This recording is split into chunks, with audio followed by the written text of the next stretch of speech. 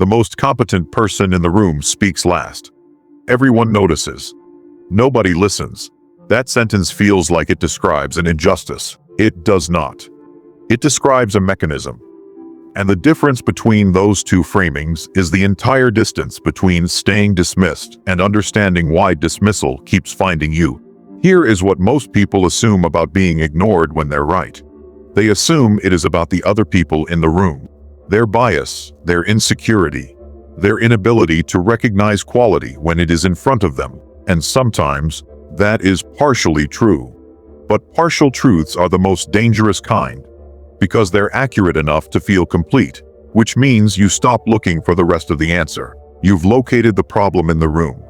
You have not located the problem in yourself, and the pattern continues exactly as it was. There is a specific behavior that competent people perform in rooms where power is being quietly negotiated. Not all competent people. A particular kind.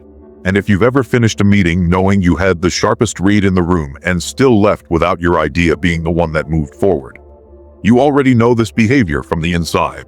You just haven't been able to name what you were watching yourself do. His name was Daniel Avery, 34 years old, urban planner in Phoenix. The kind of person who reads the appendix of reports that other people cite without reading. In his department, he was known quietly, privately, the way you know something you don't bother to say out loud, as the one who was usually right. His projections held. His objections proved valid. His instincts about which proposals would fail typically materialized within 18 months. He was passed over for the senior position 3 times in 4 years. The third time, the person promoted above him was a man named Carter, who had been at the department for 2 fewer years, and whose analysis Daniel had corrected privately.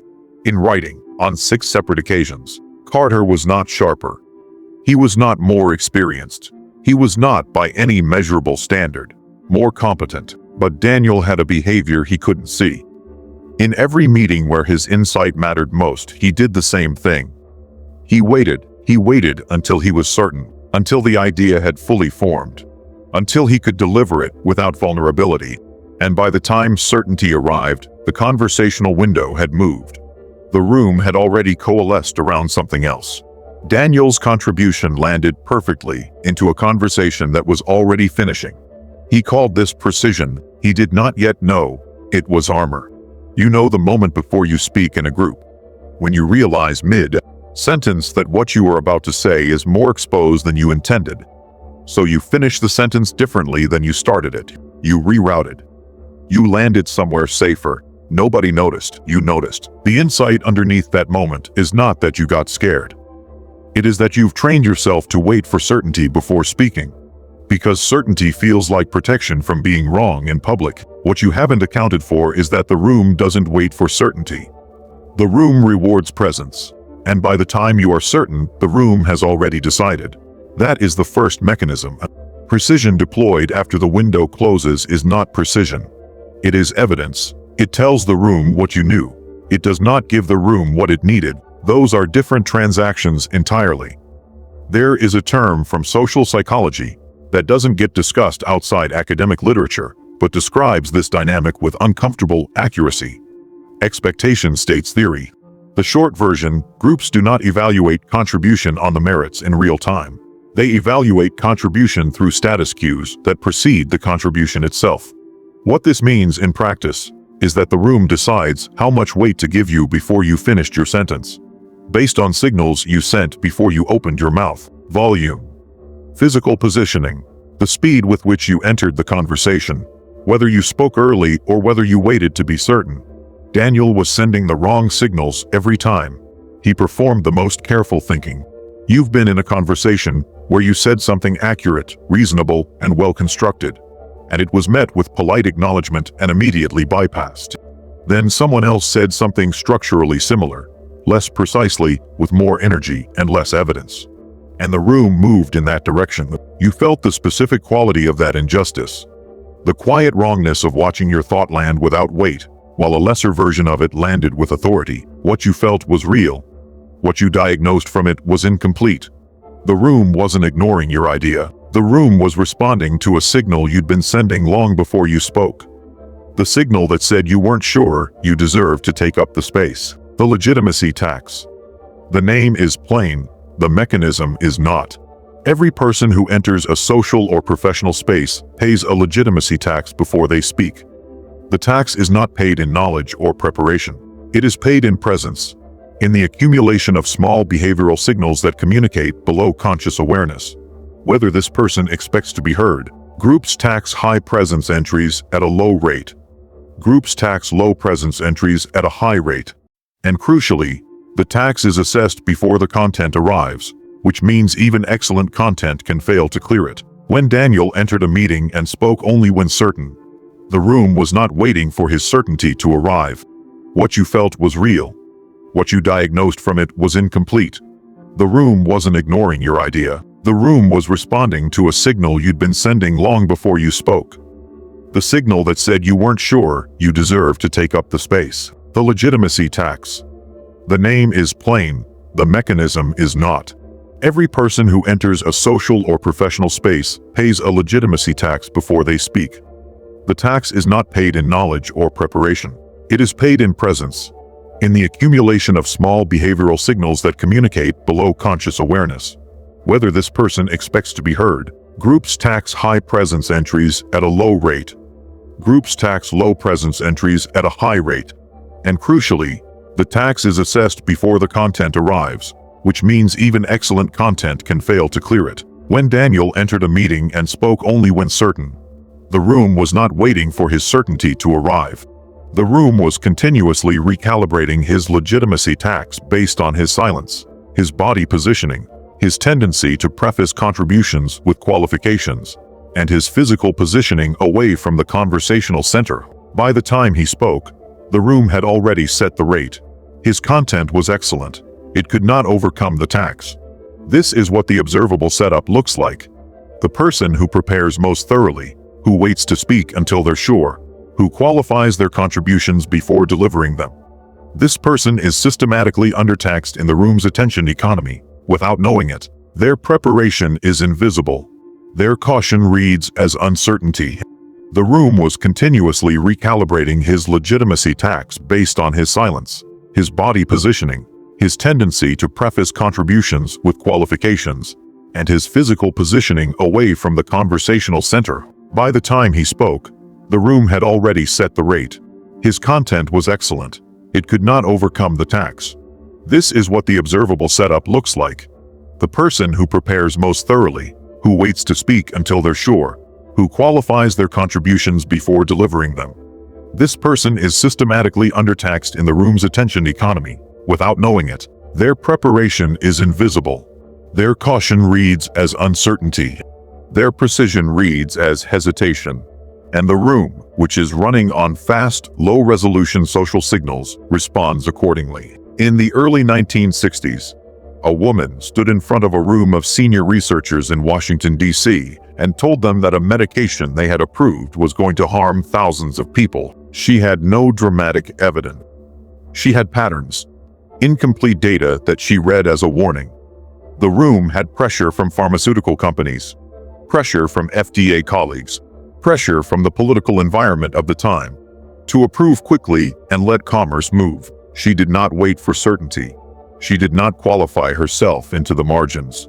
She held the space as if she expected to be taken seriously, not because she was certain, but because she had read enough to know she was right to be cautious. She was Frances Kelsey, and the drug was thalidomide, and her refusal to let the room's consensus override her read kept it off the U.S. market, while it caused widespread birth defects in over 40 other countries. What Kelsey understood that Daniel had not yet learned was that the room does not hold space for you. You hold space in the room. The room responds to the space you occupy. And if you enter contingently, if your presence in the conversation is conditional on being certain first, the room fills the vacuum with someone else's certainty, regardless of its quality. Different world, different century, same structure operating. The inversion is this: the high competence move is not to speak better. It is to occupy the conversational space before you speak, to have already staked your position before the room has a chance to fill it. High-functioning people in high-stakes rooms do not wait for the right moment to contribute. They are already in the moment when it arrives, which means the room treats their contribution as the continuation of something, rather than the arrival of something. That is a different legitimacy tax entirely. The behavioral signature looks like this. They speak early and lightly.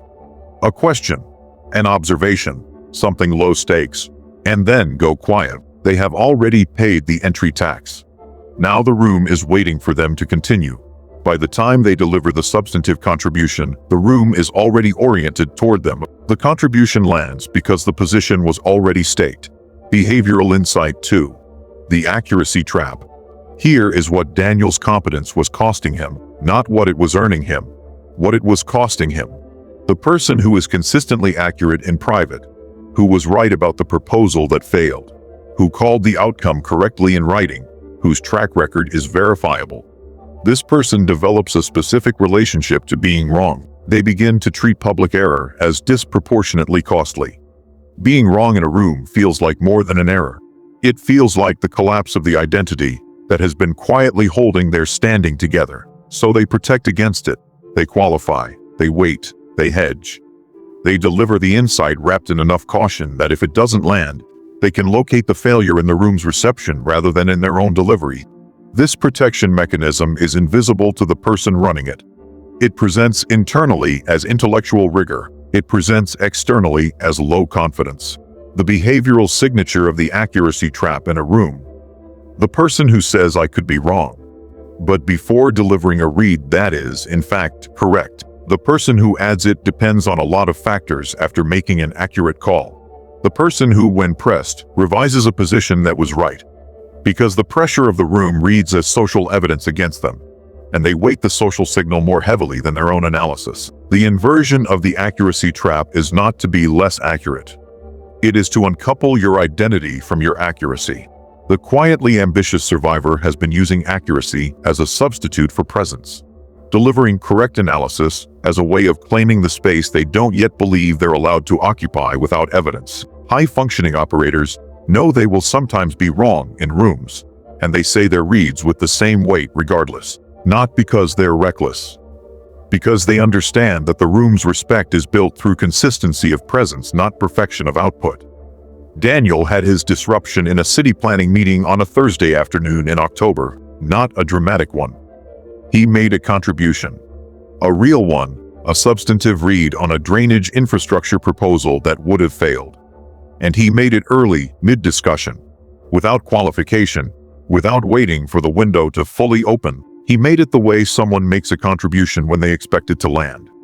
And the room moved in his direction. He noticed what he'd done. More specifically, he noticed what he hadn't done. He hadn't waited until certainty arrived. He had occupied the space and let the idea follow. He was not transformed by this. He was disoriented by it. The mechanism he'd been running for a decade had just reversed itself in a single interaction, and he didn't know yet whether it would hold, but he had seen it. And seeing a mechanism is not the same as being free of it. That recognition happens off-screen. What happened in the room? That is the moment this video leaves him. Behavioral insight 3, the cost delay, but he had seen it. And seeing a mechanism is not the same as being free of it. That recognition happens off-screen. What happened in the room? That is the moment this video leaves him. Behavioral insight 3, the cost delay. The third insight is the quietest and the most expensive. When competence without presence gets ignored repeatedly, something specific happens to the person being dismissed. They don't recalibrate outward. They recalibrate inward. They develop an increasingly sophisticated internal model of what is happening. The dynamics, the power structures, the biases, the patterns, and they carry that internal sophistication into every subsequent room. They are now, in some measurable sense, smarter about what is happening than almost anyone else present. And they are still not moving the room. The delay works like this. Every dismissal adds to the internal model. The internal model grows more accurate. The person grows more observant, more precise, more able to see what is happening. But the behavior that created the original dismissal, the contingent entry, the qualified delivery, the late contribution, that behavior becomes harder to challenge because it is now embedded inside a comprehensive explanatory framework. Of course they didn't listen. That is how these rooms work. That is who these people are. That is the structure. The framework is not wrong. That is what makes it costly. The framework is partially accurate. It explains the pattern, without revealing that the explainer is also inside the pattern they're explaining. The behavioral signature of someone caught in the cost delay is specific. They can tell you precisely why they've been dismissed without including themselves in the causal chain. Their diagnosis is forensically accurate about the room. It is selectively blind about their own entry. This is where the real cost lives, not in any single dismissal, in the delay between the pattern being active and the pattern being legible. To the person running it, you've explained, privately, why a room didn't receive your contribution the way it deserved to be received. You had a complete account. You named the other people's limitations, the political dynamics, the social machinery of the meeting. Your account was probably accurate. Here is the question the account didn't include. Where were you in the room before you spoke? How much space were you already occupying? What had the room already decided about your legitimacy before you opened your mouth? And what had you done to let that happen? Not as blame, as cartography. Because the territory that needs to be mapped isn't the room. It is the operating system that sends you into rooms the same way, expecting different results, and then explains with perfect precision why the room failed to respond. The behavioral truth, presence, is not a personality trait. It is a practice with specific, observable mechanics. The room does not respond to what you know. It responds to what you signal, and the signal precedes the knowledge every single time.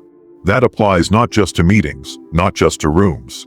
It applies to every moment where your credibility is being silently negotiated before you open your mouth. There is a pattern underneath this one that determines how you signal in the first place. That pattern is older than any room you've ever sat in. That examination begins next. The next time you are about to speak in a group setting and you feel the urge to qualify yourself before delivering your read, ask yourself this: are you hedging because you are genuinely uncertain, or because you are protecting the identity that depends on never being wrong in public? You won't know the answer in the moment you ask it. That is the point. Notice which one you reach for first. This channel is built for you who want to stop trading precision for power. If you're ready to hold space before you have all the answers, not just have them too late, hit subscribe. That's why we're here.